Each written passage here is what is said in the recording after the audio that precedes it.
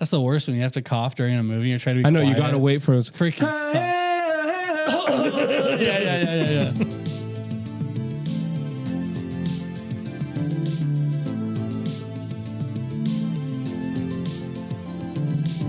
Hello, and welcome to another episode of the Nerd Age Podcast. This is the show where we talk about everything nerdy. My name is Mick, and with me, as always, are my co-hosts, Josh. What's up? Corey. Hello. And Jonah. Hey, yo. Welcome to another episode, everybody.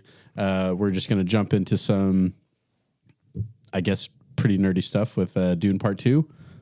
We've all seen the movie, and we're going to... Do you guys want to just jump into spoilers or do some non-spoiler stuff? Then spoilers? How do you want to run this? I don't think we need to go in. Should we just talk about the credits? Yeah. I think we should give our rating of the movie, like just a quick, like if we liked it, and then go and jump into spoilers. Yeah. So we don't need to go in and be like, well, I like this and I like that. I think we all really enjoyed it. Let's just give it our score, and then we'll jump into spoilers because, spoiler alert, go watch the movie. It's great. But I'm going to give this, I'm jumping right into my score because that's what we're going to do here. I'm giving this. Sorry, I got some sand in my throat. Just get it out, bro. You sound like the worm. I liked the first one, Okay. but I felt it was a little boring and dragged on. Mm-hmm. This one was complete opposite. I thought even the parts that were more exposition, I thought went really quick. Really enjoyed this. I'm giving this a 9.3 Whoa. score. Wow. Why? We'll talk about that in spoilers. Ooh. Corey, what about you? Yeah, I mean, we talked about kind of before this movie came out, I expected it to be better than the first one because the first one did a lot of hard work, which was setting up the story and the politics and just kind of, especially with like some of the like visions and stuff like that. All of it was just set up for this movie. And so I knew this movie. I thought for sure it was going to be better than the first one. So, but I don't think the first one I rated above like an 8.3, like it was lower. I think it was high 7, low 8 or something like that. I think it was high 7s. Like similar to you, I think it dragged on a little bit, but whatever. This movie was way better tempo. The dialogue is really good and the visuals were really awesome. I mean, there's a lot better scenes to do in this one. That's just because of the story, but yeah, I would put this at I put it at a 9.1. It was a really good movie. Wow. Yeah. Nice. And the only reason why it's not any higher is I didn't really feel connected on like an emotional level too much. Like I do this thing where I'm like, well, did I get any goosebumps during any of it? I didn't really. There's maybe one moment where there's kind of a little bit, but I wasn't super like enthralled, like emotionally. You weren't tingled enough. Wasn't tingled. But yeah, it was a technically amazing movie, like visually and story wise and acting wise. So it's really good. Yeah, highly recommend. What about you, Josh? So I'm the opposite of you because I got tinglies all over. Okay. All over the whole time. Top to bottom? Constant tinglies. Wow. Well, are you sure you don't have a medical condition? Nope. That was all Dune, baby. That was all Dune. Someone was sprinkling like sand Maybe on I was in a special chair. Yeah. But yeah, so I like the first one. I think I gave it like a 9.1 or something like that. And I think this one's better. So Here we go. I think it's a 9.4. Ooh. I thought you were going to go higher. I thought you were going to give it a 10. No. And make Corey angry. One bite, everyone knows the rules. Yeah, it's a 9.4. But yeah, it's really good. Really good. Very good.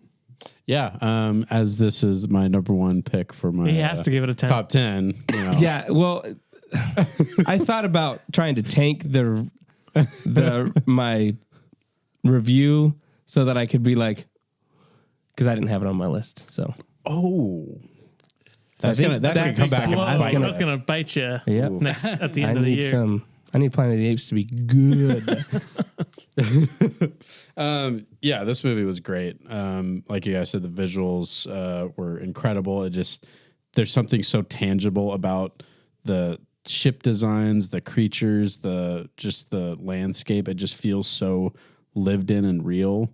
I feel like it's a really nice change from modern sci-fi movies. I know most of them now it just feels so like almost too overly technology, where it just is like I can't like really grasp what's happening with this. It's just like a lot of it is just based in there's buildings and they're walking in gardens and they're in the desert. Like, yeah, they're giant sandworms, but like at least to me it just feels very like a well planned out society, worlds, creatures. It feels really good. But yeah, music. Come on. Can't say anymore. Goat. Hans Zimmer. Goat. And there could be two goats. That's not how greatest means. I've got two best friends. That's the dumbest thing I've ever heard. What's your score? What do you give it? I'm going to give it a 9. I'm going to give it a 9.4 also. Okay. I'm giving it a 9.4. Yeah. Yeah, I got definitely tinglies like Josh. Maybe it's because we were sitting next to each other. I don't know. That's fun. I have that effect on people. What were you guys doing when you watched this movie? Yeah, I think it just amped up everything from the first movie. From action, the action was really great. Everything with Austin Butler's character was super entertaining, very creepy. Yeah. Creepy character, and he just worked really well in the story. It did, like, I will admit both this and the first movie, some of it was like that really weird sci-fi, which I'm not overly fond of, but it just, for some reason, it just works with the story. And so I just kind of buy into it and I just go with it. So it really didn't bother me at all, but it definitely was like, okay, I can recognize some kind of weirder sci-fi stuff here. But yeah, nice. Great movie. So we're on the 9s. That gives us like a 9.2, like average. Yeah, it's really good. Pretty good. So if you haven't watched it, you should probably go watch it. It's worth the experience. If you can watch it in IMAX, the sound design, the picture, everything about it, the experience is so good on the big screen. So it's definitely one you want to watch in theaters if you can. So I'd suggest you go do that. Nerd Age recommended, obviously. Sure. But now we're going into spoilers. I don't know what button that is for the spoiler button, so don't even try it. I don't think you should try it.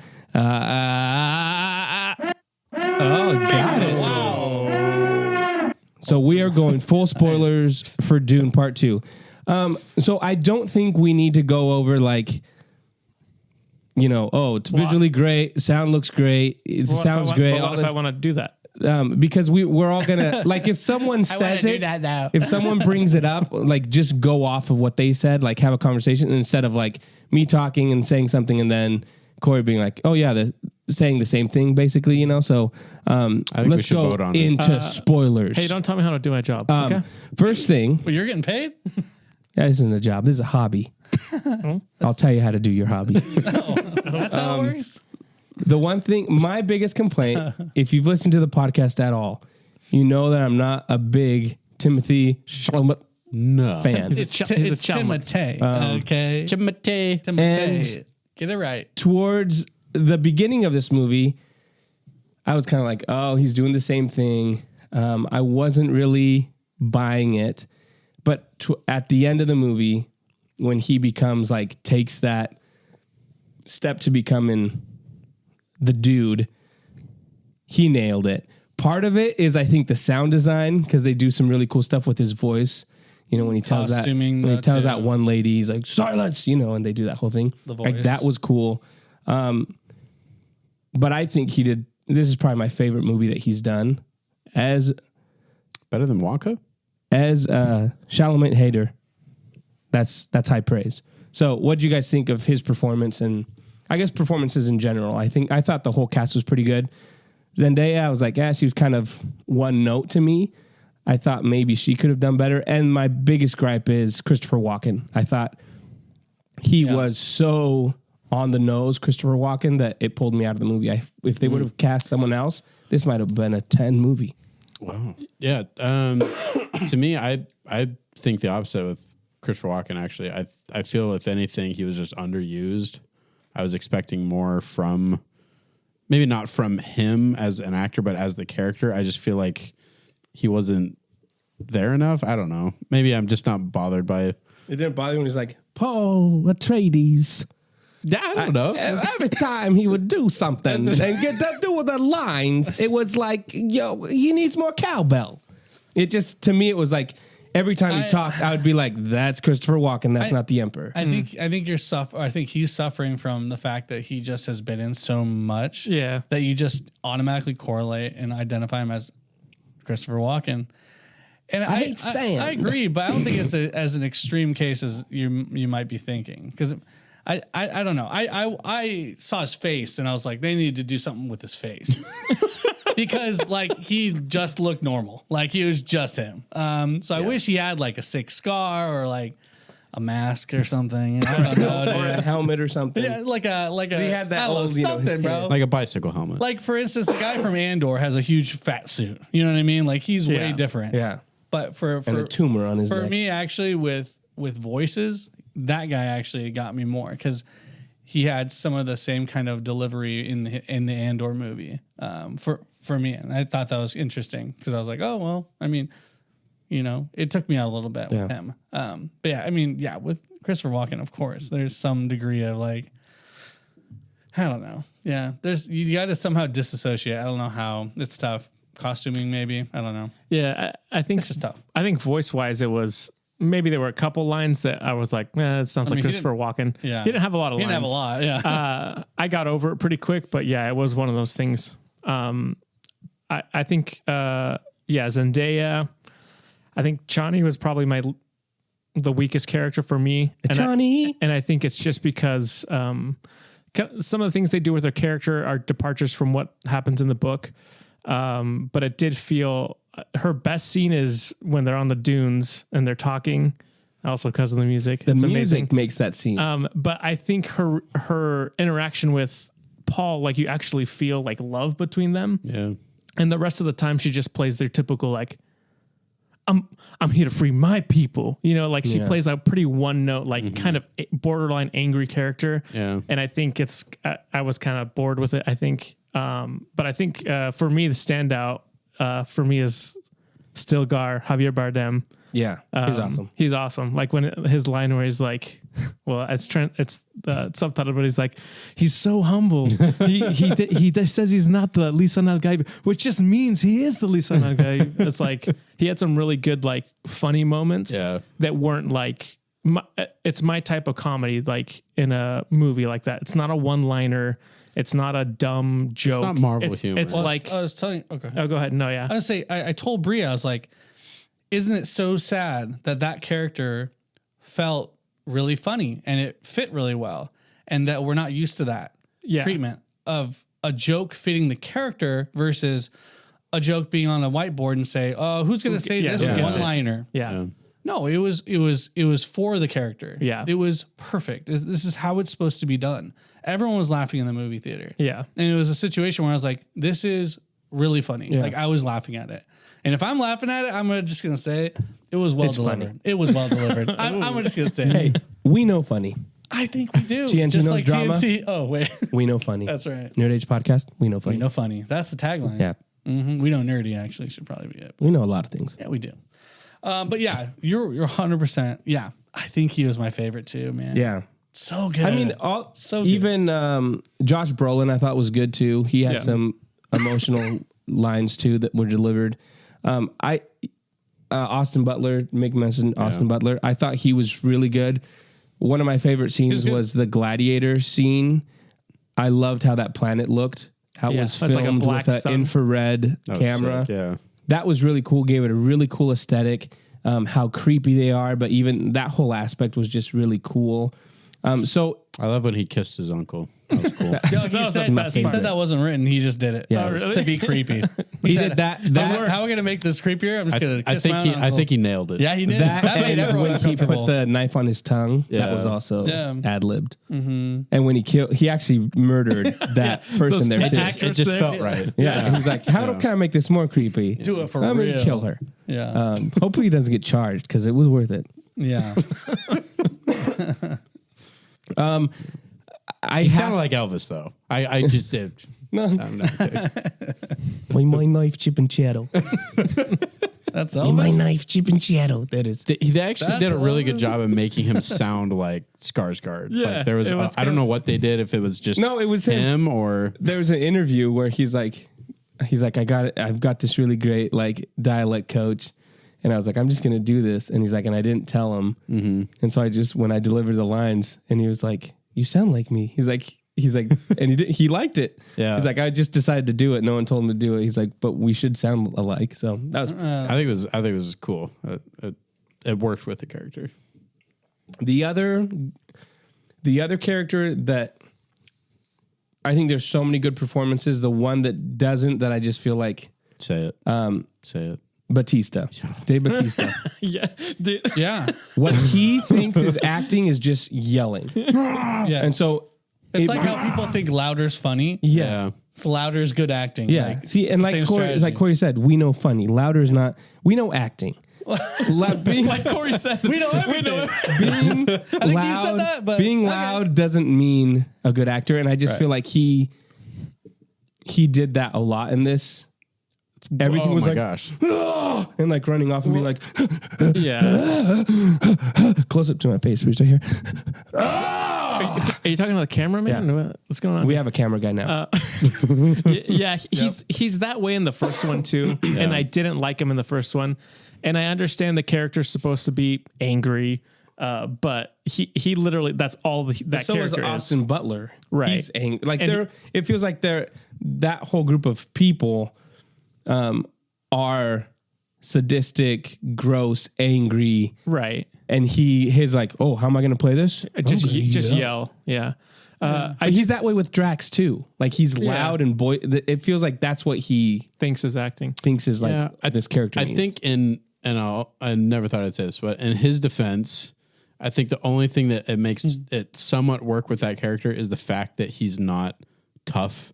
Like he's just kind of a pushover. He's getting, stepped up by his, is it his cousin or his brother? It's his brother. It reminded me of mine and Jonah's relationship, Like Jonah's like, whoa, really loud and stuff. And I like come in and I'm like, hey, kiss my boots, Yeah, bro. you're a sadistic freak. Yeah. You're just an absolute serial dude. killer. Hey, man, I get the job done. And we'll You know just what stop I'm the saying? comparisons there. But yeah, I remember when you kissed our own uncle. That was kind of Yeah. awkward. Yeah. It needed to be done. Did he kiss you back?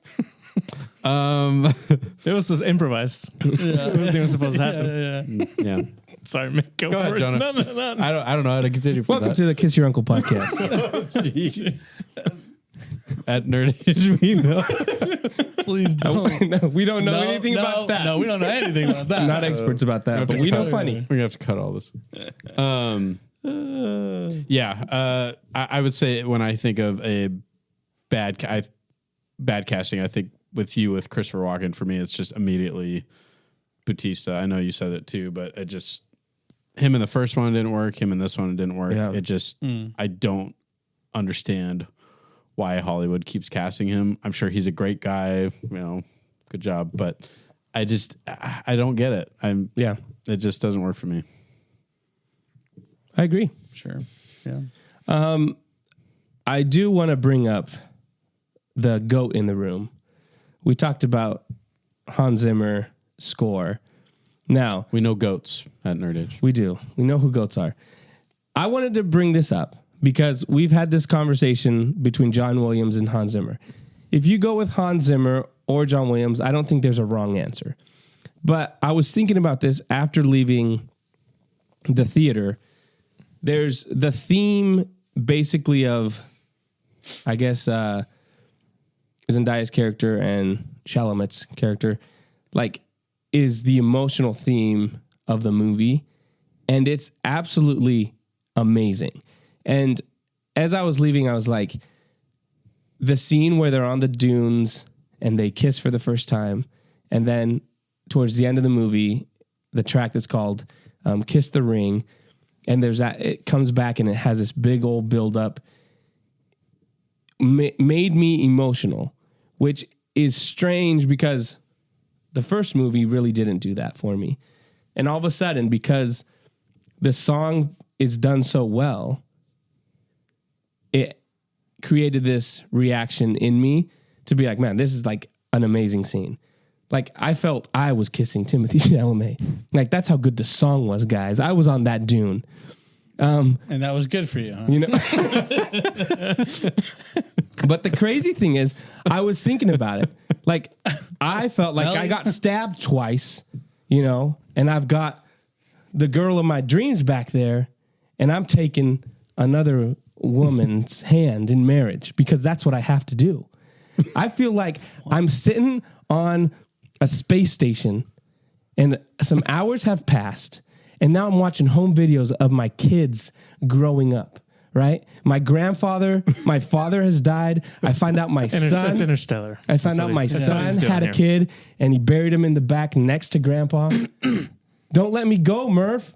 Don't let me leave. Do you feel I feel like I am...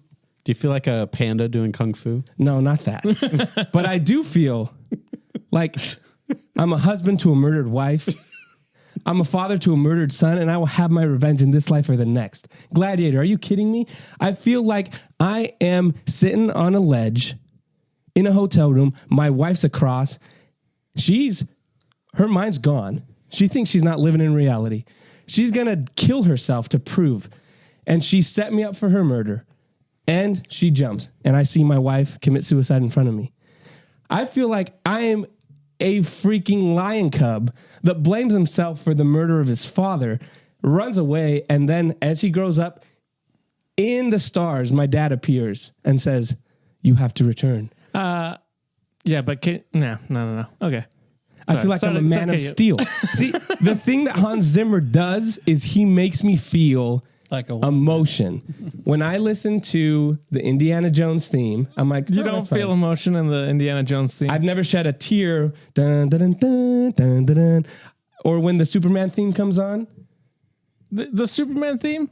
The John Williams Superman theme. You don't feel like you can fly? No. Never have. Okay. But the It's Man of inspiring, Steel, bro. the Man of Steel theme. That now makes you want to fly? There's a track called Flight. It's so Doesn't make you good. fly. Yeah, not you flying. Hans Zimmer gets my emotions. John Williams has some emotional songs, but most of it's like, that's a good melody. Hans Zimmer Great takes the melody. cake with emotion. He infuses emotion into his music that just hits me on another level. That's why he's my GOAT. I just want to say that. We can move on. You've said it. I think you've said it all. I will say I'd love this score. Like I forgot driving Miss Daisy. Yeah. I feel like You feel an old lady. Listen, man, you can't just pick and choose some of these. You know what I mean? It's very easy for you to just forget all of John Williams. I'm not forgetting. I'm just saying it's not hit emotionally on. Oh, well, you're just don't know what you're talking about. This did make me feel like Hans Zimmer is GOAT adjacent. You know what I'm saying? There's levels to this. There's the GOAT, and then there's like GOAT adjacent. Big GOAT, He's little pretty goat. close. He's pretty close. And Big G, the little score is G. great. But yeah. Anyway, we don't need to rehash this. Please don't. It's part of the Dune Part 2 discussion. I just needed to bring it up because that's what I Is it? thought. I don't know. Yeah, about because that. that's what I thought when They I left the didn't both theater. write music for this movie. That's though. true. Yeah, but Hans Zimmer did. Great. So talk about him. I just did. Yeah, no, not again. Do you not want me to again. go into No, another no, movie? No. Okay. Talk about him. I think it is kind of a fair comparison, though, with specifically with Dune, since John Williams did do Star Wars. They're very similar, like giant sci-fi movies, franchises. They both have completely different takes on what sci-fi music should be. I agree with Jonah. I think they're both like the best at what they do specifically.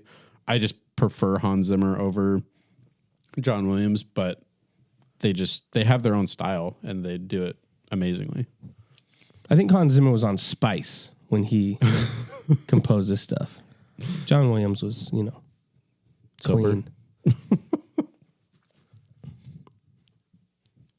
You tanked it. You tanked the podcast, bro. That's over. It's just part of the movie. What else? What do you guys think of? For me, the least likable characters are I'll forget their names, but the what are those ladies Mothers? called? The Night Sisters. The Mothers? Yeah, what are they called though? The Benny Gesserit. Yeah, the Benny Gesserit. I hate those ladies. they're called something They're the else. worst. Moral of the story: crazy witch ladies, no good. I liked it though when Paul was like, silence, or shut up or whatever, and you could see just the kind of shock and terror on her face. That was rewarding. Yeah, I think you kind of talked about it a little bit before with Paul's transformation. Essentially, I like how he progresses because the whole point of it is that him becoming the Quizard Satarak is a bad thing, right? Like he's trying to avoid it because he's like, I'm literally going to kill billions and billions of people. Is that like when he's talking about like, I don't want to go south. Like I know Right. what that leads to. Because he The knows, vision. because his vision is like, I know that when I go south, there's literally going to be bodies like in his wake. in his wake because he's going to wage war essentially. Right. So it's like, I like that build up and that change in character where he's like, kind of like, I don't want to do it. And then when it does happen, it's almost like bittersweet Right. with him being like, one of my favorite moments is when they're like, well, the houses don't recognize your ascent. What did you order? And he's like, take him to paradise. Yeah. And then they're like loading up on the ships to basically essentially die. Take him to paradise is the nice way of saying like, yeah, we're going to send you guys off to war and most of you are probably going to die.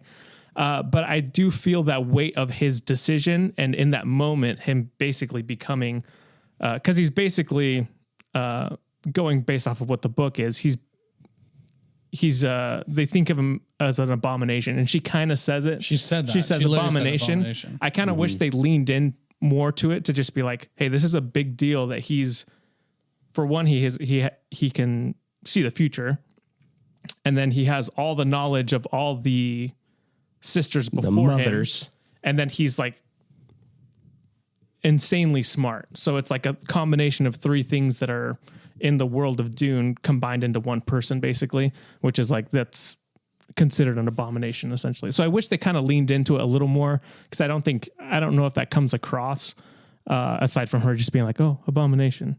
But yeah.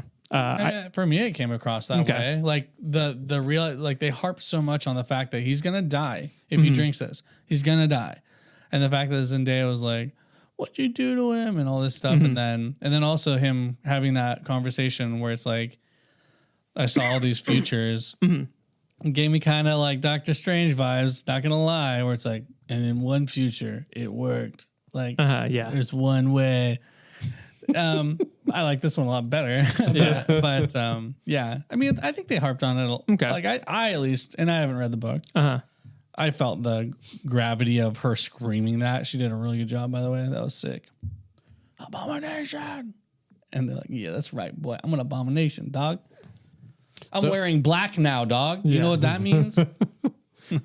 So how much of his like power up to where he's at now, how much was that because of the worm The blue juice. piss stuff? Oh, that's crazy. So Worm piss. it's basically like the last bit of it is that he like, just like Jessica has all the knowledge or whatever. She even says it. She's like, oh, I'm getting all the memories of all the people before me. So it's kind of like the last bit of it. Cause he already has, he can already. He's a precognition. And he's already super smart. So it's just that last bit of it is like the final, I guess, box to check off. Is that pretty accurate to what happens in the book too? Yeah, it is. they stay pretty faithful overall as far as like main plot. There's a couple subplots that get taken out. But yeah, for the most part, that's exactly what happens in the book. Cool. I heard that they don't really explain how they would get on top of the worms like in detail in the book, and so they had to like invent that themselves. So I thought that was cool because How do they get off? Do they stop the worms or do they just jump off? I think they just jump They off. just bail dude. out. I think they bail, even though that thing's going like 100 miles an hour. I don't know. That we talked about that in the movie. Yeah, because when they're getting everyone on there and they got like the tents on the worms, I was like, got geriatric, just old people. They just stop them. Yeah. Tuck and roll, baby. Yeah, that scene was really awesome. Him riding the worm. Cool. I got chills, and I was kind of bummed that they revealed it in the trailer. That was one of those where I was like, I didn't really need to see that. But even seeing some of the images, it was still worth it. Seeing it in theaters. A really cool moment. Yeah, I remember seeing that trailer, and I think it was Will, friend of the show, Will. I leaned over and I was like, this feels like it's an important part of the story. And then just showed it in the trailer. Am I right? And he's like, yeah. I hate it when they do that. You got to give the people what they want. No. You got to give them the money No. shot. It worked perfectly with Spider-Man, No Way Home. Riding a worm isn't. It's as epic as Guys, Tobey come Maguire on. and Andrew Garfield coming back. We all Riding knew he worms. was going to ride a worm. Right. And we all Even knew, guys that have never read the book. we all knew Yep. Andrew Garfield and Tobey Maguire were coming back. Did we though? I'm pretty sure we had podcasts where we were debating whether or not they were going to come back. We all agreed. Yeah, it was unanimous. Unanimously. Yeah. Yep. Yeah. Okay. So the gladiator scene, I wanted to talk about that a little bit. Because for me, the whole point of that scene on the other planet, showing him fighting in that like gladiator scene, was to point out how amazingly strong and powerful he is, right? And for me, I felt it kind of got cut a little short as far as like potentially it could have been way more menacing, because they put him up against like two guys who were drugged up and one old guy that was really like pretty good. And I was like, for me, it didn't show that he was so skilled. If anything, it felt kind of weird. Like I was like, okay, like why didn't they put him up against really skilled people? Like, right? Like I don't know. For me, that felt weird. That's a good point. Like, Yeah, why were both of them drugged and one dude is an old dude? Like, that doesn't show how strong you are at all. Yeah, I think if they would have had the guy playing the Atreides dude, the guy from House Atreides, if he was, I guess, seemed more competent. Because, yeah, it was kind of like he seemed like he fought well, but it was just, it did seem kind of like that. It needed to be more like, oh, he's bad.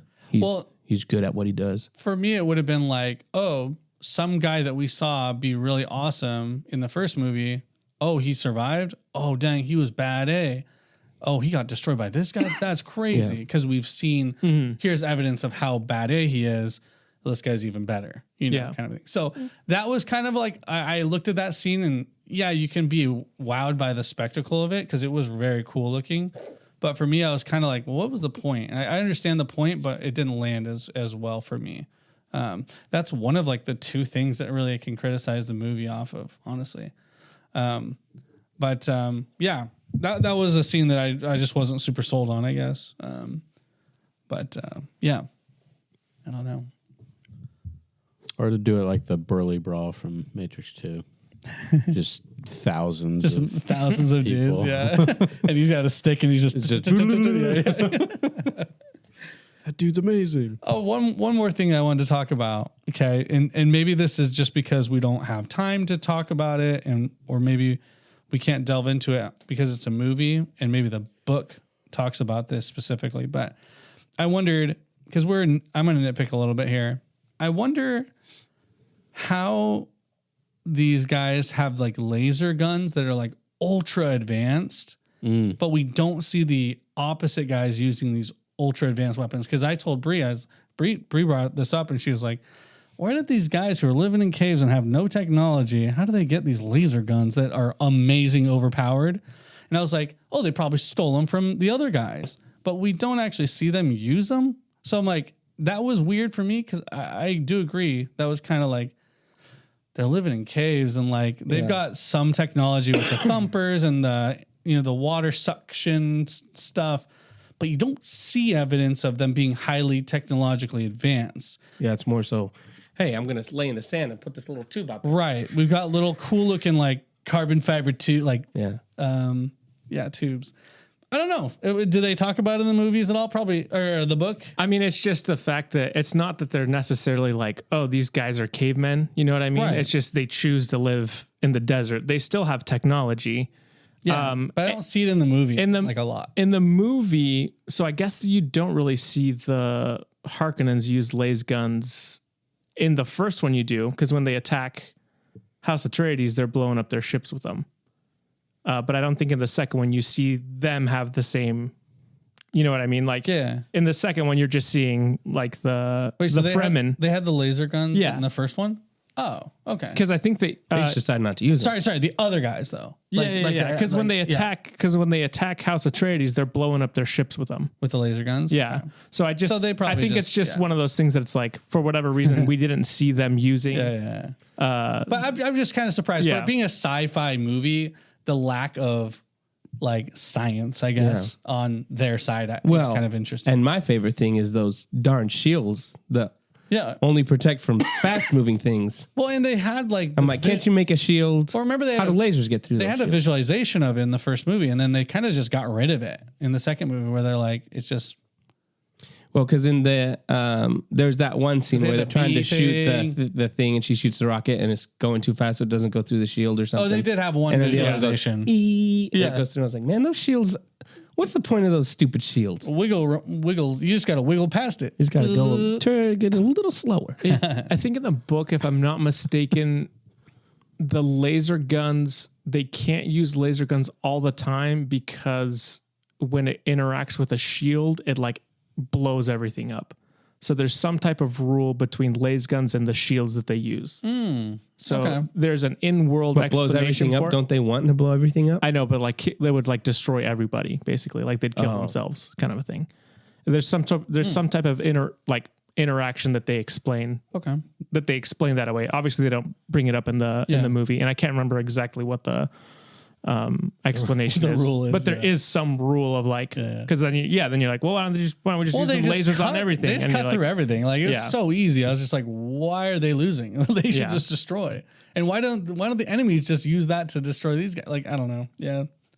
Those are the only two things as far as plot and kind of like payoffs and like what was going on there. Those are the only two things that kind of bugged me, honestly. Yeah. And the only thing else I could critique is just my lack of investment in the main characters, just because I can't really identify with them very well.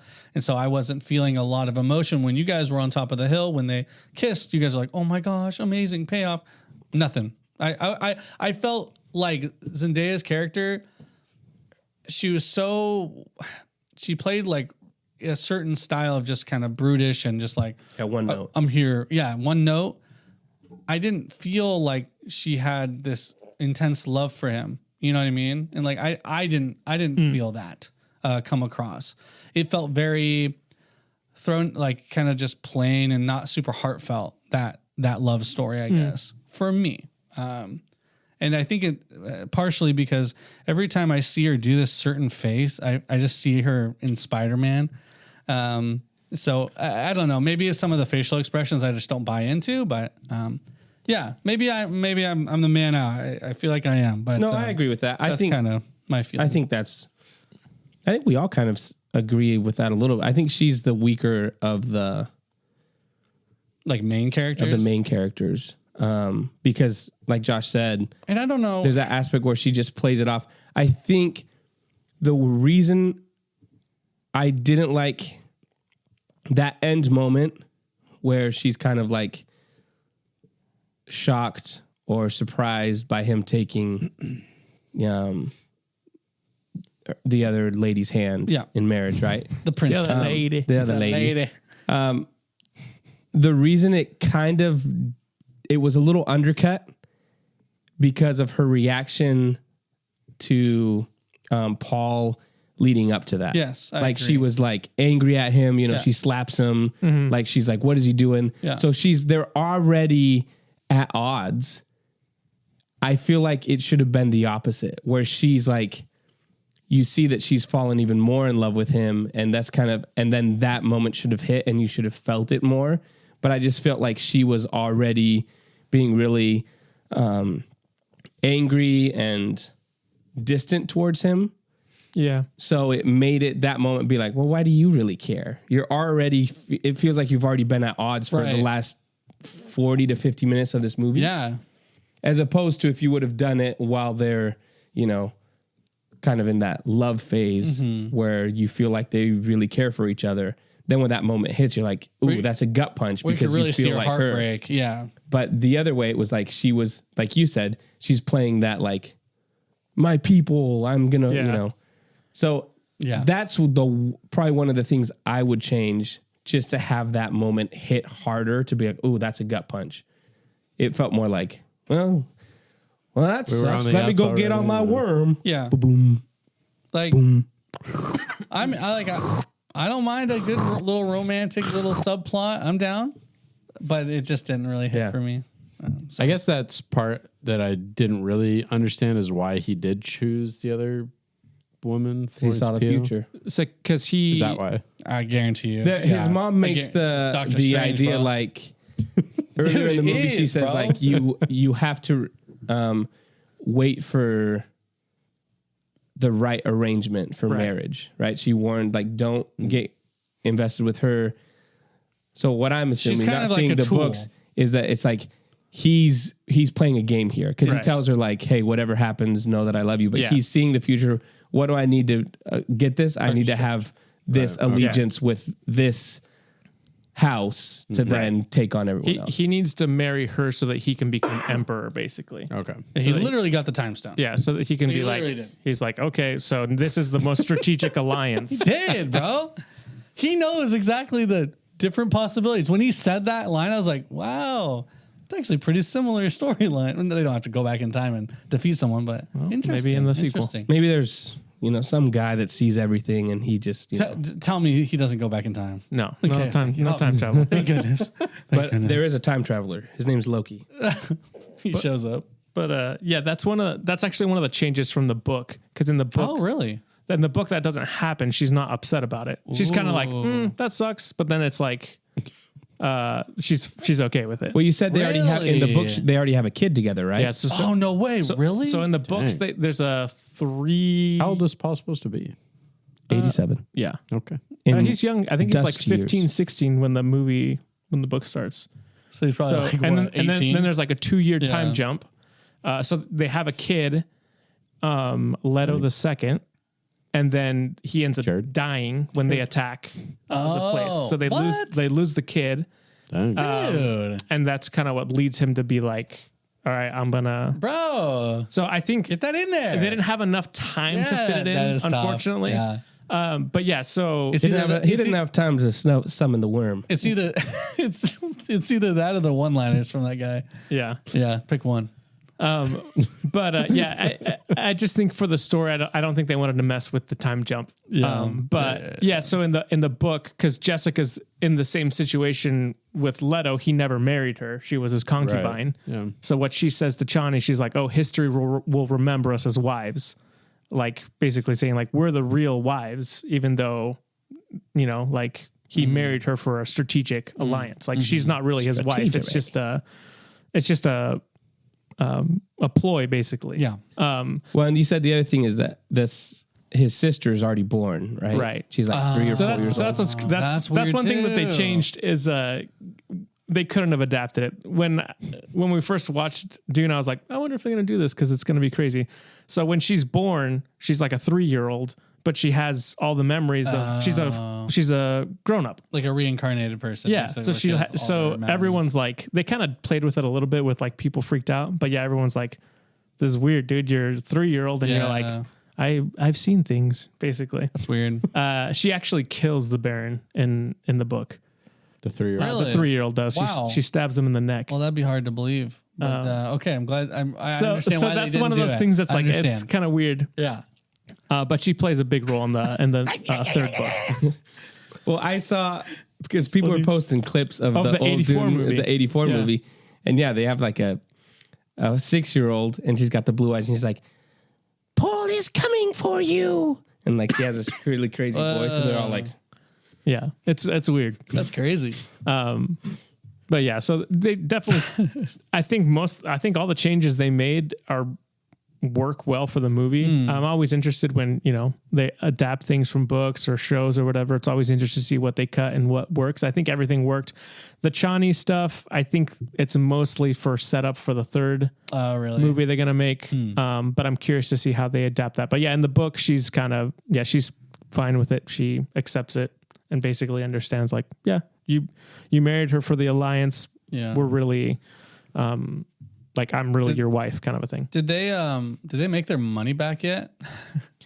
I think 185 million was what opening weekend. I heard Worldwide? it's 500 million was the cost of the I think they'll make it back easy. This movie will make a lot. bill. I don't You think it's think so? 500 million I think it is. for the budget. Yes. I'll check it. Ooh, maybe that's counting both movies. Okay. I'll check it. How much do you think it'll make at box office? I don't think it's going to break $1 billion. I think it will. I think it'll get to 7 or 8. Depends on what else is coming out. Nothing. Madam Web. It's already out. Oh, Oh, what the heck? We didn't watch I'm that. super wrong. 190. You're right. Yeah, so I think worldwide they're already almost close to hitting that. I don't think it'll hit $1 billion. You The don't think so? problem, no. It's good. Like everyone is. I've seen people see this movie that I would never guess would go watch it. Yeah, but I don't think it's gonna. Besides the hardcore fans, I don't think it's gonna get a lot of repeat viewings. One of the reasons is because it's a long movie, but I think it hits a little bit on what Mick said, where it's into that weird sci-fi, and I just feel like It needs to hit 500 million, apparently, to break even break due even. to its 190 budget. So internationally, yeah. so I feel like So it needs to make that's 500 million. the weird aspect of it, the weird sci-fi elements of it, I think might prevent people from going multiple times. For me, part of it, like, Well, you're not taking kids to it. yeah. Yeah. So I just think it's not. Now, Oppenheimer was a long movie and Yeah, how much did that one made? It crossed. It got really close to the $1 billion. I think it was like 980 something. And they did a re-release. Maybe it crossed it with a re-release. But I feel like the issue, what Nolan has over Denis Villeneuve is his movies have underperformed. Even though people love like Blade Runner and a lot of his other movies, the first Dune and stuff like that, they've never done Nolan numbers. So I feel like for some reason, his movies don't generate that much of a box office. So I don't think I think it'll get close, but I don't think it'll break it. I think it's going to get to like 800. Yeah, I don't think it will either. Just because of the niche aspect All right, of Mick, it. what are you saying? You gonna be a naysayer? How much do you think it's going to make? Does it break a bill? It has to get over 500 mil. The thing that makes me think it's going to cross $1 billion is the fact that I have not seen anybody say they don't like it. Like I think word of mouth is good. every review of the movie is like, we've been waiting for a movie like this. We need these type of movies. Yeah. Like people need to be making these. People need to be watching this movie. I really have not seen any negative reviews for it. Yeah. I think maybe the only thing it might have against it is the runtime, but even then, it's like there's still movies that are 3 hours long that make over $1 billion. Like Oppenheimer, a bunch of like Endgame that was like 3 hours that made over $1 billion. Like, I would be interested to see kind of how viewer retention works as far as like younger crowds. Because we got TikTok brain going on where kids are swiping every 10 seconds and they're, I wonder if there's actually a situation where they can't watch movies longer or just don't want to watch movies longer. There's a few things that make me Just think the younger crowd. there's a few things that make me think it's not gonna make it, and they're pretty dumb. One of them is it didn't do Oppenheimer numbers, so Oppenheimer had a bigger opening weekend. There are some movies that like somehow catch wind yes, they get really late legs. and like But there's a stupid trend going on right now. You mentioned TikTok and stuff, but there's a lot of people that are like boycotting this movie, right? because they're like, Because of the uncle kiss, right? no, because they're like, sand. because they're like, it's a white savior. He's white, and they're in the desert. There's no Muslim actors in this, and people are like, well, Only Muslim people can live in no, the but desert. that's what people are saying. Well, that's people racist. people are like, it's not a real world. This is a planet. Like, there's no Muslims. There's nothing. And they're like, and Paul Atreides isn't like he's not a good character. He Like ain't- he ain't saving you need to watch the movie. So there's this weird like anti like boycott this movie like political side of it that I just think when you have that conversation going, that detracts. And there's going to be some people that are going to take that and be like, I'm not going to go watch that because of that. I disagree. This is the first. Well, there's going to be some. Well, no, but what I know percentage? they- Like 2%. I think it's a niche target. People are doing that are doing that is a very small. Well, I haven't seen that. I haven't either, Which and is interesting. I'm saying for a movie to do good and make $1 billion, it has to be wide. People's aunts and uncles have to be like, oh, I watched the Dune 2 movie, and they're not the people that are plugged in to be like, well, I heard that they're boycotting this movie. I think it's most people are just going to be like, oh, I heard that movie was really good. I went and watched it. Yeah. Oh, I heard it was really good in IMAX. I went in IMAX. And I think that's a very small group of people that are boycotting. I don't think it will affect widely people that are like, oh, I'm not going to watch the Dune. Here's the issue. The issue is you're having to spend $15 to $20 to watch a movie nowadays. Yeah. Economy's bad. There's a lot of people that in order for a movie to break $1 billion, it's not like it was 10 years ago where you had like basically any Marvel movie would come out and it'd break it because you got families going, repeat viewings. Like you'd have guys that would go watch it 4 or 5 times. Yeah. That hasn't happened in a while. He's already seen it twice. That's right, baby. I might go again in IMAX. And so it's worth it. So that's kind of the problem. And I do think, even though, say it's a smaller number of people that are doing that, but it's out there and it's preventing people from going. There's doing this thing too where they're like, we're boycotting this for Gaza and like until there's a ceasefire. So there's stuff out there that people are doing these trends and putting on social media, and you'd be surprised how many people buy that kind of stuff.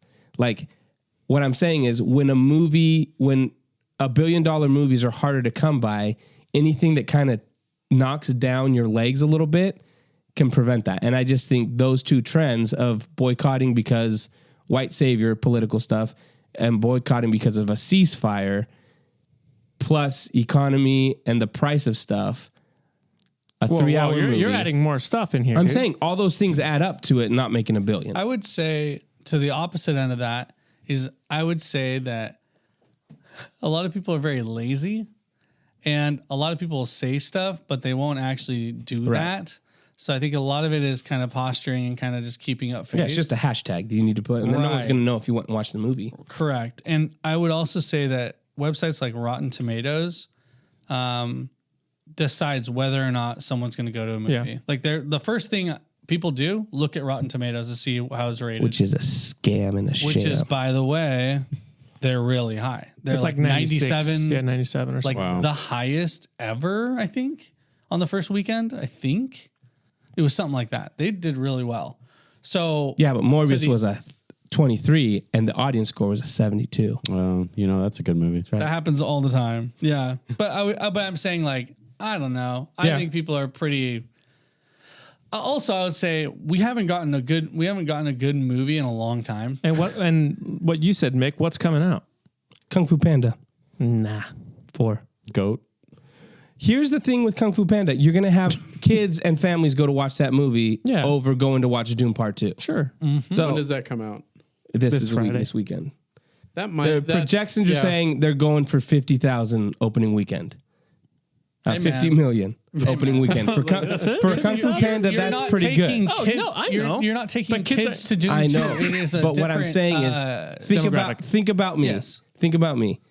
I No, have I an don't want option. to. I have an option to go and watch Dune again.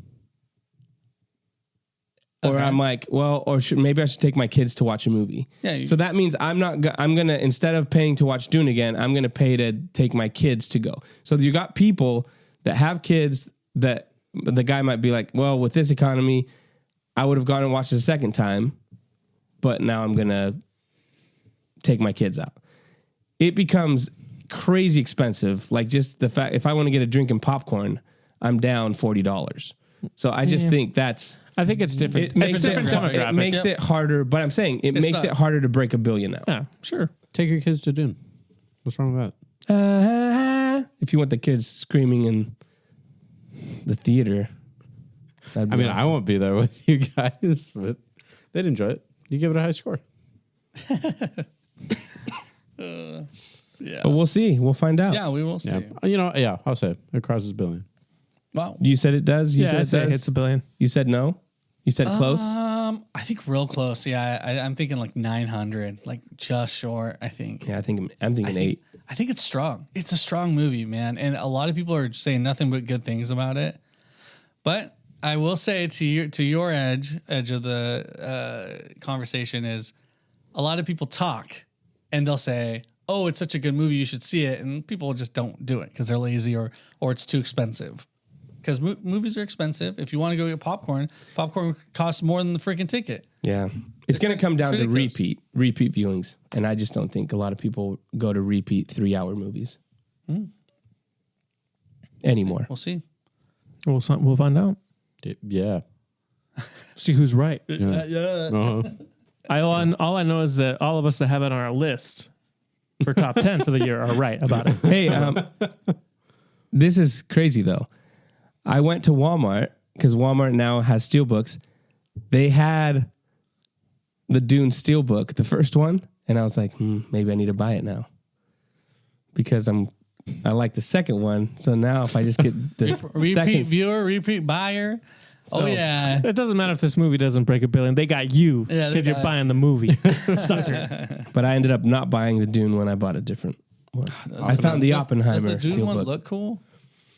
The reason I didn't get it is because they're doing like a glow in the dark. Oh. So it was like the That's the cool. floating heads, but it was like bluish. And so I was like, I don't know if I don't know. So Well- that's why I also hesitated. And then I saw they had one Oppenheimer steelbook. I was like, are you kidding me? This is like $90 everywhere else. Walmart for the win, baby. That's going to do it for our Dune Part 2 discussion. Let us know what you thought in the comments, wherever you're seeing this, on our YouTube channel, on Facebook. Let us know what you thought. And then, do you think it'll cross $1 billion? Let us know. Are you siding with Corey and myself or with these Doonies? How do you feel about being roped in with that dude? You're on that side. Hey, I stand by what I said. yeah. It's really close. Close? But I think that there's just a little bit. It's just a little bit smaller. There's a little doubt there. A little smaller Hey, market. it wasn't about your opinion. It's about who you're siding with. Hey, I've been right in the past before About what? about a lot of things. I've been wrong about things, but you can't say I've never been right about stuff. No, I never said you were. Okay, well, that's what I'm saying. So siding with me sometimes pays off. And we'll find out. You want to put some money on this? You want to put $1 billion on it? Listen, man, if we put money on it or something, I wouldn't. If I won, I wouldn't get it anyway. So I'm still waiting for put a Lego set on I'm it? still waiting for that Lego set you owe me, What Lego set do I owe you? bro. Yeah, dang. Okay. We, all right, we all right. said I Ben didn't get you Affleck the will never be in the battle Batman. packs, man, because battle packs, they stopped making them. They just started making them now. They've had like 4 battle packs Wow. since then. Dang, we got some family Anyway. I drama. I forgot about that. That's Family all right. So drama. that's why I don't bet with Jonah anymore. He's not a man of his word. Kiss. Kiss your Where's uncle. my Kiss your uncle? brother, dude. We're going to move on to rating. No, just kidding. Rating? I was going to say a dumb joke, but I decided not to. That's Nice. good. And I'm going to cut this out.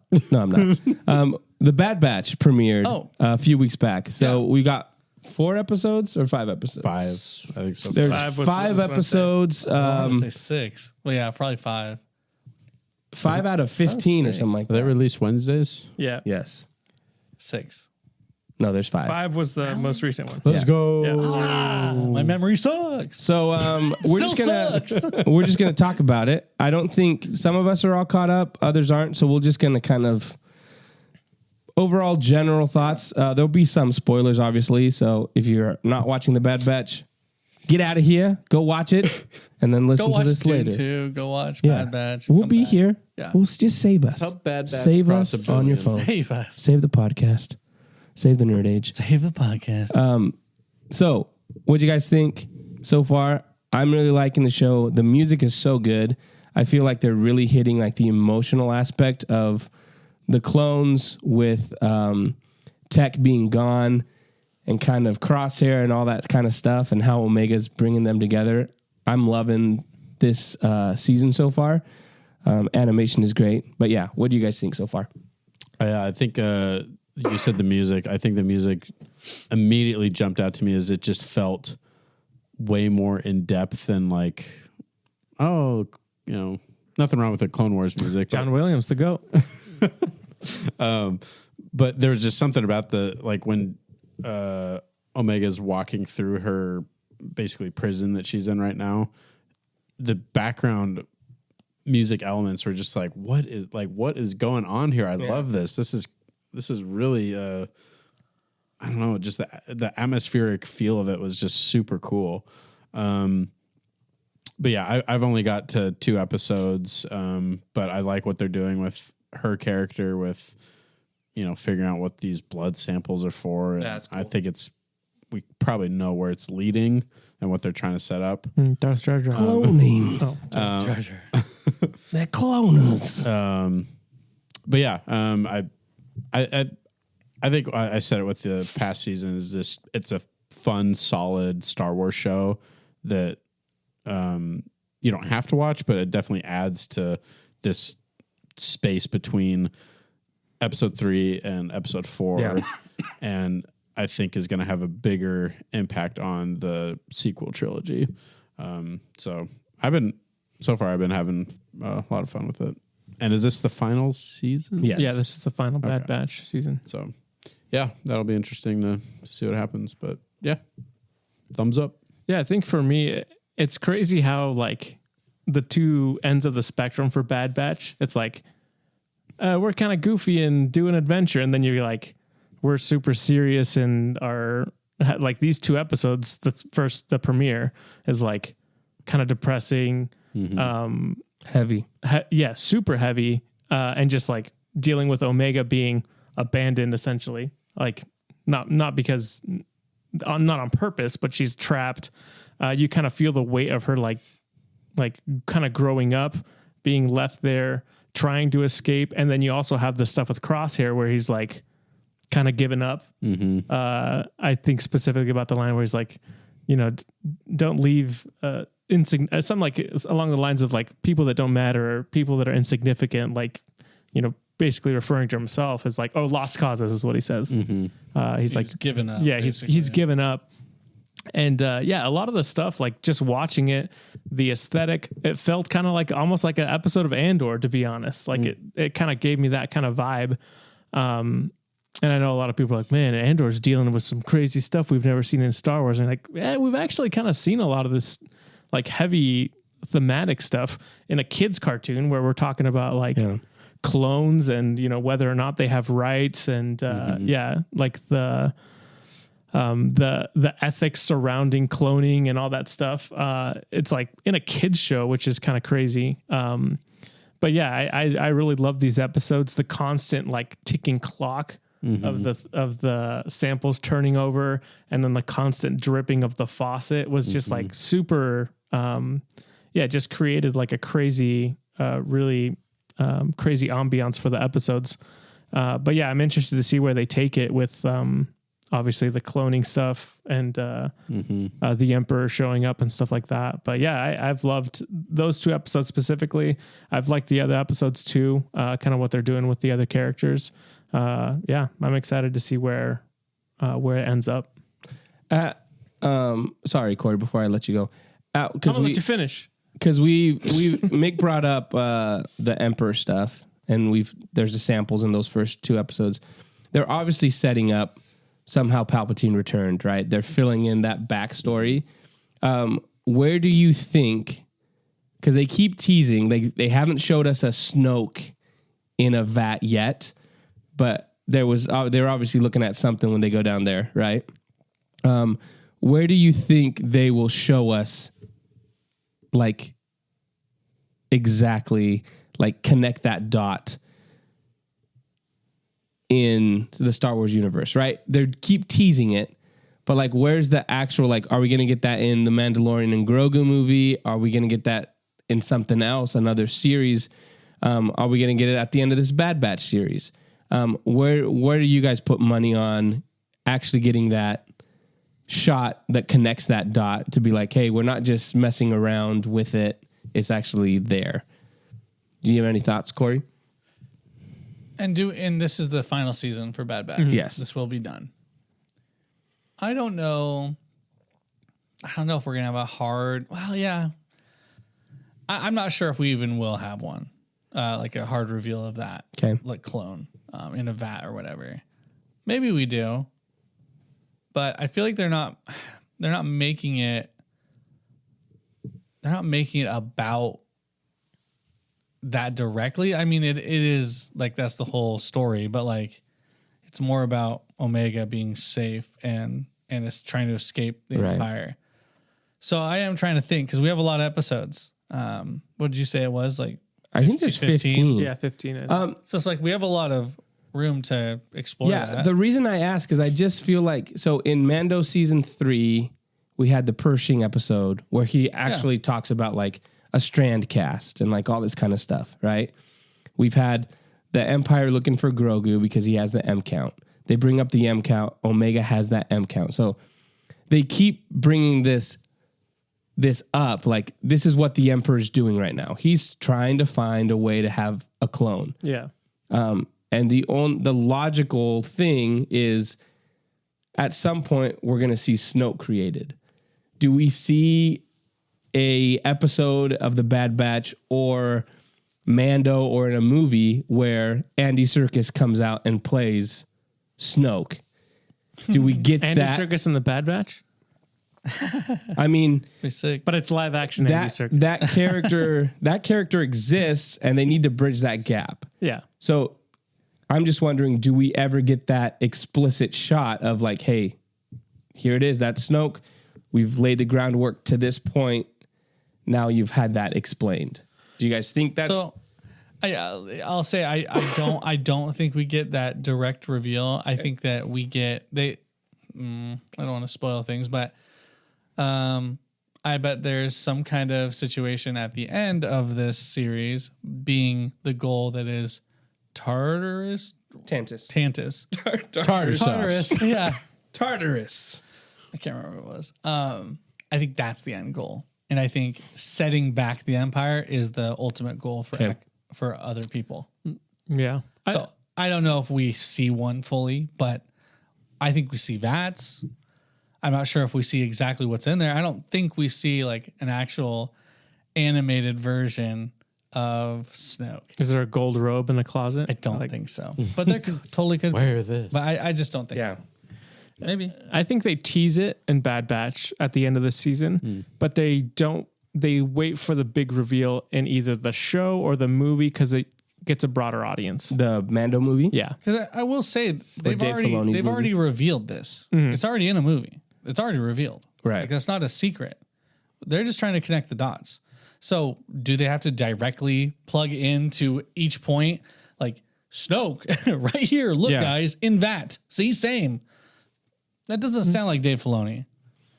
Yeah, I guess I'm just wondering because I'm like, I think some people that hate the sequels are like, no, they're connecting it. And I'm like, you kind of have to. So I'm just wondering if they're hesitant to commit to it because they're afraid of the reaction. But I feel like you kind of have to. At some point, Snoke has to influence Ben Solo. He has to be around in the universe. So I'm just wondering, at what point do you get that? Do you do that after Dave Filoni, after Thrawn gets killed in Dave Filoni's movie? Do you have like Snoke roll out, on a Segway or something? I don't know. It's just, I'm curious. That's something that I'm curious about is like, okay, how are you going to pull this off where people are going to be like, oh, that was cool.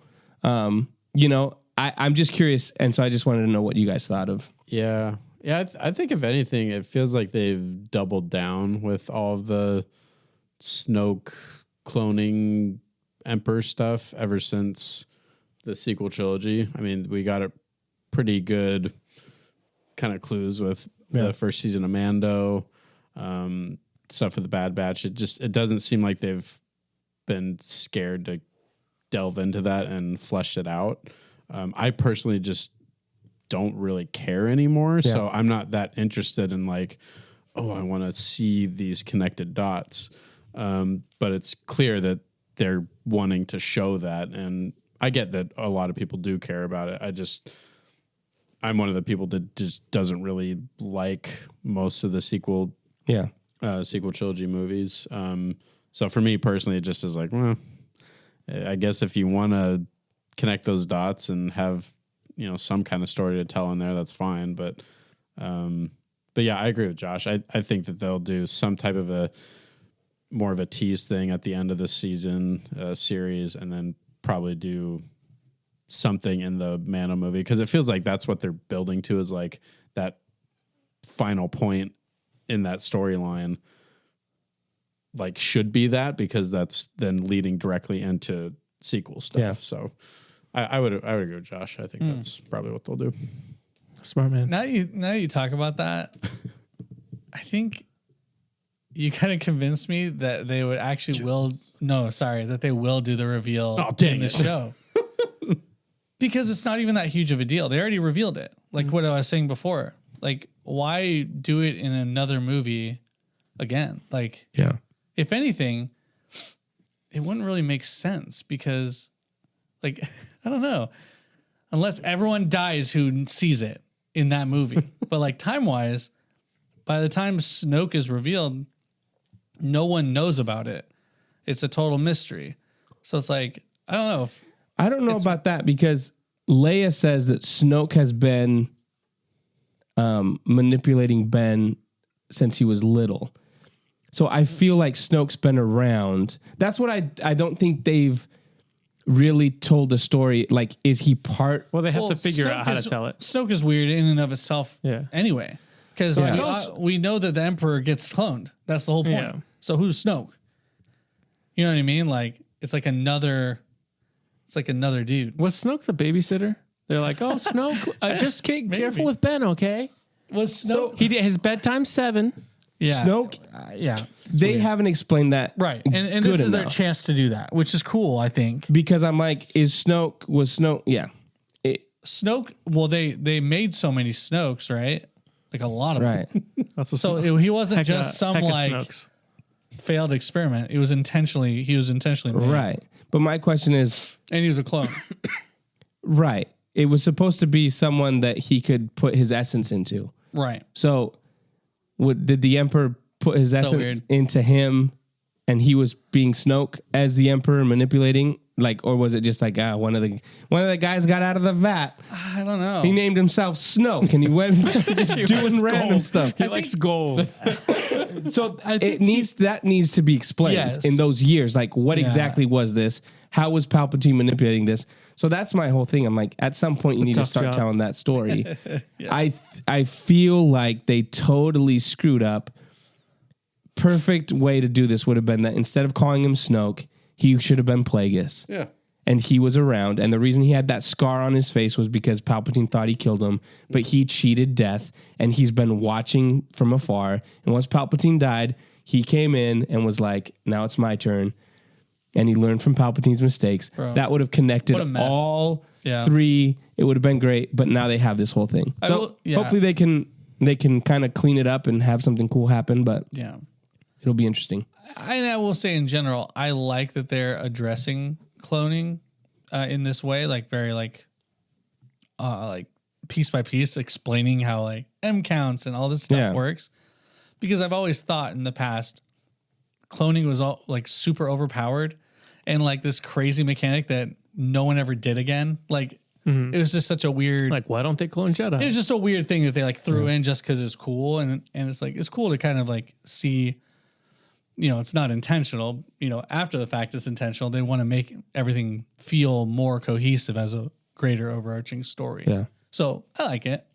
Yeah, I like think the it's fact that good. they're doing it. Last question I'll ask you guys because we don't need to go on forever. But this being the last season, do we get any more dead clones?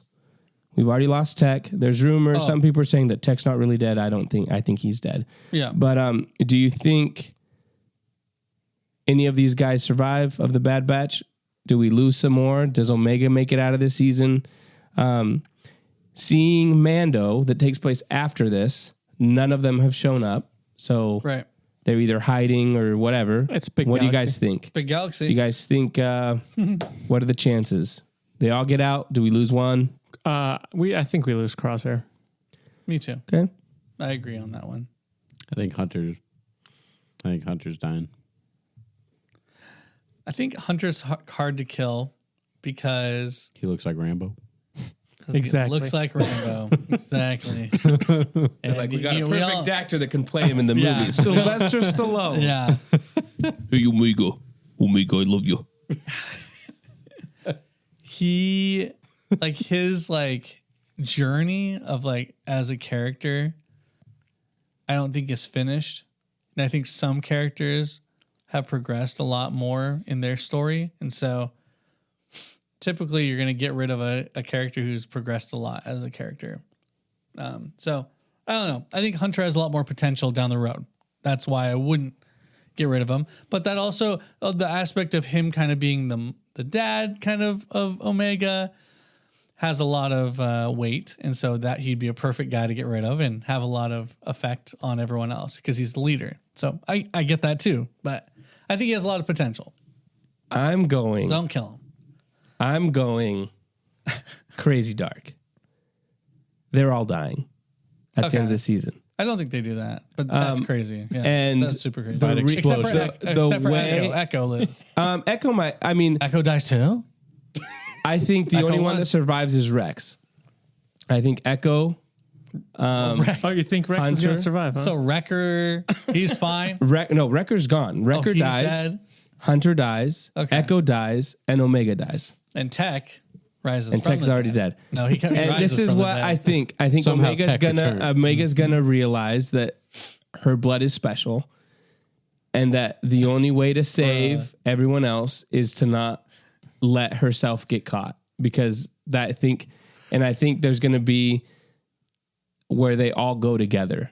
What the bro? There's think about what you're saying, dude. In a kids show, Are they going to do a suicide pact? you Is that think what you're saying? no, that's what I'm saying. No, listen to what you're there's saying, a Jonah. sacrificial aspect of it. The same thing they did with Tech, where he's like, we follow orders, right?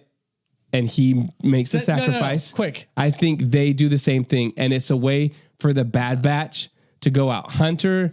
You think this sounds like Dave Filoni? No Yes. way, bro. He does it wants all to the hold on to time. his characters, bro. No, he's Yes, he never does, held dude. on to clone characters. No. He's I'm just okay with saying killing clone characters. You think these? I think about these Rex? guys And they're are clones. I think these What about guys Rex? are over.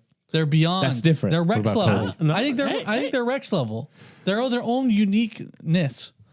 I They're their own person. I think what they've set up with them is they're unique. There's yes, no way they all die. But There's no I way. think- that would be the worst way to do it. I don't think so.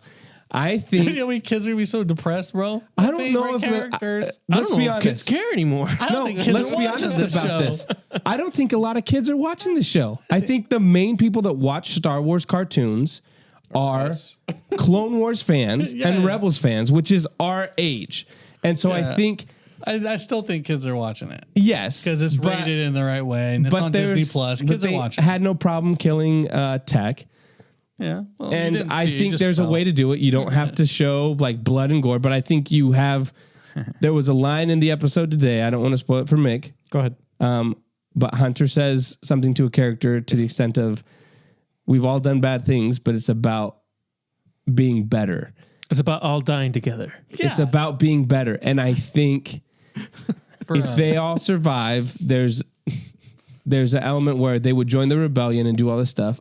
There's a point where clones, they're going to sacrifice because they're going to do like, we follow orders, and there's a way to do something with them where they all go heroically together, I think that is something No way. that is on the table. No, because it's been a constant theme throughout this whole series that people have been teaching them how to live a different life and to re-roll basically, and how helping Omega have a new life is so important. I get what you're saying, but there's no way I would put money on this. So much money that all of the main cast doesn't die. Yeah, I'm gonna bet on that. Oh, $1 billion. What? They did it in Andor. They did it in Rogue One. All the main cast Yeah, died. but we already knew how that ended. Well, We don't know how this ends. they're not around in any of the episode gaps, 4, big 5, or gaps. 6. Yeah, but there's no previous. Oh, these guys went on a mission and they all died, but they got us the plans like that. They literally was told Maybe to they us. get the plans to the second Death Star. I'm just thinking. Let's think about this. They're They're turned into out- I don't want to think They're- about what you're saying, bro. They're It's after messed up, Omega dude. because of her M count. What happens in Mando? They're not after Omega anymore. They're after Grogu because of his M count. What happened to? Maybe she became because Grogu. they Omega. pieced out. She gets They away. left. What does Omega See you mean? later. End. Alpha is the beginning. Omega is the end. At some point, she has to become the end. That means And she'll die. make it to the end. I'm just saying. just making one up. I'm just saying. smart. Boom, roasted. That just came to that. She's that, the end game. I of think Star they Wars. might. I wouldn't put it past Dave Filoni to make us all cry at the end of this. Are they all named Omega? Yo. That's the reveal at the end. He's like, Hunter Omega, Crosshair Omega. Now That you'll means die. end. I'm Now just you saying, must guys. end your own I'm life. just And now we saying. come to the end. I'm just saying. We'll find out, but I'm saying I wouldn't put it past my boy Filoni. Yeah, I would put so much money on it, dude. Oh, so much money. I How would much put money are you putting so up? much money. Oh, I'm not putting money on this because exactly. I'm out there. To say everyone dies. That's rough. But now he's I backtracking. think Yeah, that highly now he- unlikely. now He he knows it's highly unlikely. I could see the merit to it, and it would be one of the craziest things ever. Yeah. If it's done well, it could be really like top-notch Star Wars. Dave Filoni's done it before. Wow, this guy's really going out on a ledge. If it's done well, it's going to be good. I've always said I'm not a writer, but there's a way to do it where there's always said where that. Omega can realize what's at stake, understanding what she has, what the Emperor wants, and she tells her brothers like this is what needs to be done, and they're like, we're not leaving you, and they go down with the ship in essence with her. There's a way that you can do that where it was like, and the final shot is them all huddled together, and that's what I'd be crying, guys. It'd be beautiful. Okay. It'd be beautiful, and it'd be a sacrifice that many people in grand scheme of Star Wars, like Luke Skywalker doesn't know about the sacrifice, Ahsoka, all these characters that you think are the big characters, but they did something that was for them that changes I love it. Star Wars. I love how he crafts It'd these be things great. It'd in be his so head. great. And as looking from the outside in the history of Star Wars would be like, wow, that was such a huge sacrifice. No one saw it but them, and they were content And us. ending just them being together and joining Tech in the afterlife. I In mean, the I think afterlife. that would be beautiful. This is the best part about being a Star Wars fan because, like Jonas said, we're not writers. We're bad writers, but we know what good writing is. You just convinced me. That's what's gonna happen. They're all blowing themselves up at the end. Let's go. The realistic one is Echo because there's a base named after him. That's right. There you go. Well, wait till you find out that there's a Bad Batch base in. Batch base, baby. Let's go to Triple B's. What does that stand for? Bad Batch base. All right. That's going to do it for the episode. Thanks so much for hanging out with us. Follow us on Instagram, on Facebook, on YouTube, on TikTok. We'll be back next week. We're going to talk about Avatar. We figured we got too much to talk about this week, but next week we'll be discussing Avatar. And some people haven't watched it yet. And yes, I'm 2 episodes in. So we'll be doing that and talking about more things. Shogun is have you guys seen that show? Is that the FX show? Yeah, that seems really cool. I'm going to check that out too. So we might talk about that. Seems cool. Samurais? Let's go. Let's go. Seems cool. We don't know. There's so many things that are nerdy. If you're nerdy about Japanese culture, well, next week. Okay. Thanks so much for hanging out. We'll see you next week. See you. Bye. Yeah.